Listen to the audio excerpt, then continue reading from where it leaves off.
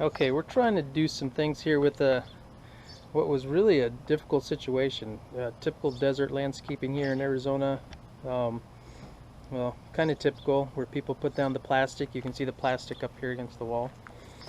And then they spread the gravel over it. And you can see that that's what's been done over here in this little roundabout area, whatever you call it. It was done the same way over there. So we're going through and trying to change this stuff. Going to try to do some water harvesting, get some plants growing here that we can enjoy. And what was really bad over here is with the plastic and the gravel, you can see the deterioration on the T111 there at the bottom. That's because the water was building up. It was actually going in our garage all the way across it. The high side's on the other side, and it got all the way over there. That's where our laundry room is. So you see the deterioration along the T111. The gravel was right up to that. In fact, I had to sweep some of the door off the slab there a little, or some of the dirt, I mean, off the slab there along the edge,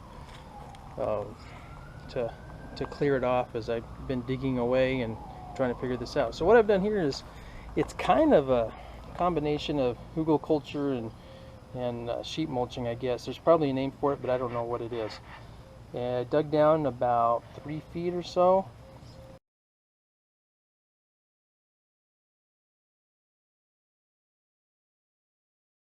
Put some logs down in there to try to trap some nutrients and moisture.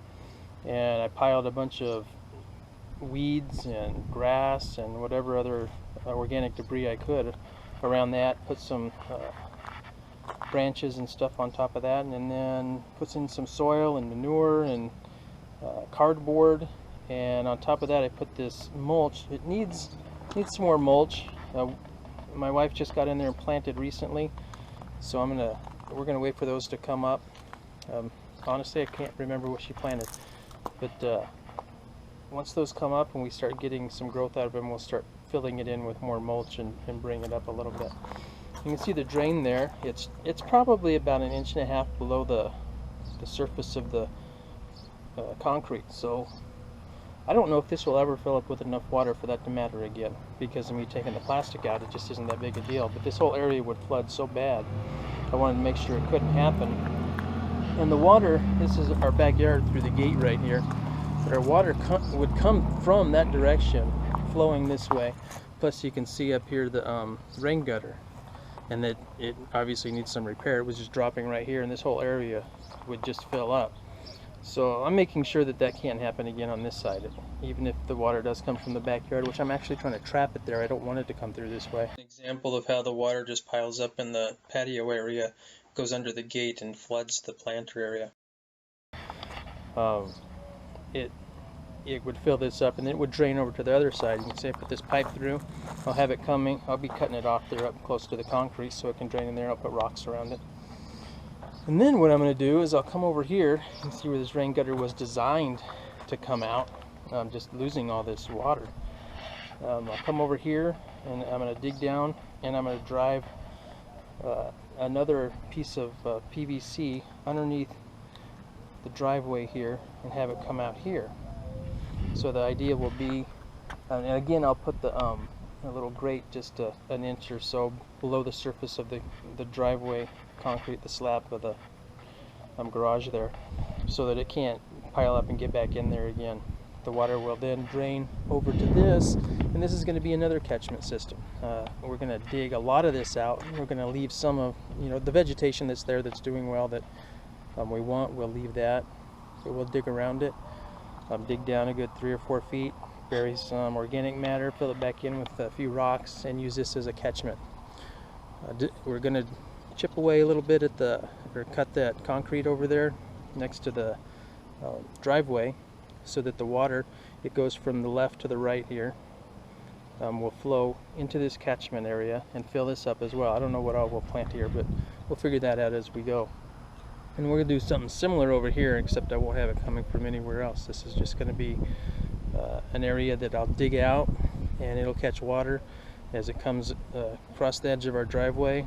I'll cut out a little bit right there so that it'll drain into this and fill it up nicely as well. you can see how much of a slope there is there. It's going to be a little bit of a challenge, but we'll figure that out as we go as well. And who knows what kind of roots we're going to get because of that stump there. As you can see, we have the more of this gravel where they're just trying to make sure nothing would grow here. These weeds here, this year we had the best weed production we've had since we've been here. We've been here a couple of years, and the yard is just dead. This year was our best year. We haven't really tried to plant stuff in it. We're just watching it and watching how the water flows, trying to figure out what to do next. So part of the plan right here is to make this a catchment basin all the way down.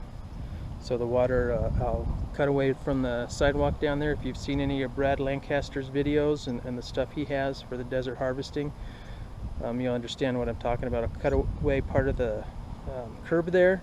It'll go into a basin right along the road here, and then it'll probably flow out right there where it meets the driveway coming in. So we have all these water harvesting things going on. You see a little bit of a berm here. We will raise that up, or keep that raised, and bring that out all the way here and across, so that we're able to keep all the water that comes from the house in the yard. We don't want any of that getting out. We're going to put a berm between the house and the canal over there, just on the other side of that bush.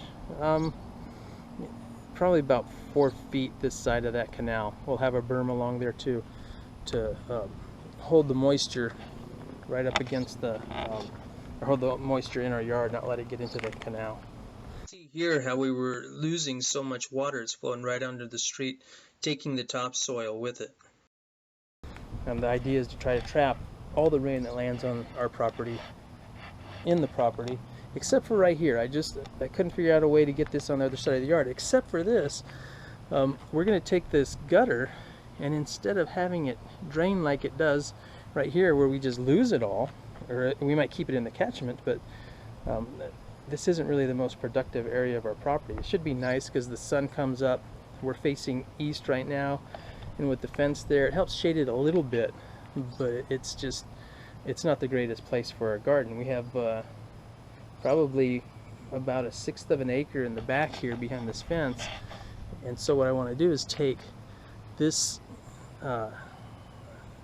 this rain gutter here, and I want to extend it out right there on the end and have it drop down on the other side of this fence into a catchment area over there to hold the moisture on that side of the fence in the backyard there as much as we can. So this is going to be, it's flood control, but we're also capturing. We're going to capture as much moisture as we can here. We're going to have more plants here. We're going to put artichoke. She said she's going to plant some artichokes here, and she has some other ideas.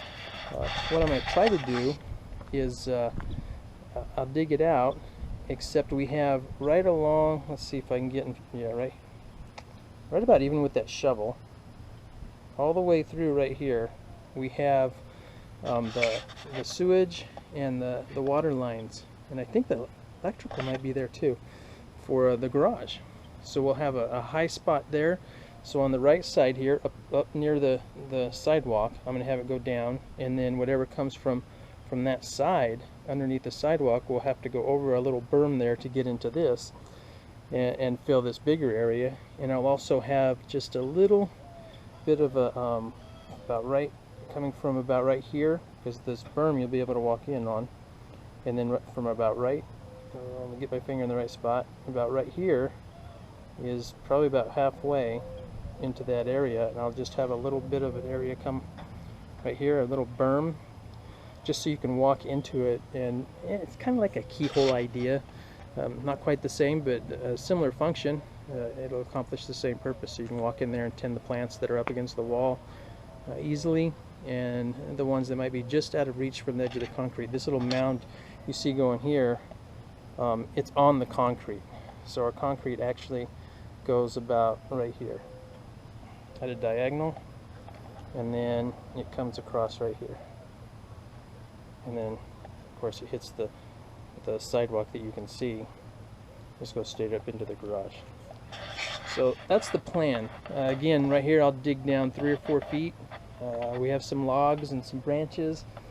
People have been giving us grass cuttings and other leaves and stuff like that. We have a mesquite tree, so a pile of pods, which they're a great nitrogen fixer, so we'll probably throw those in there as well.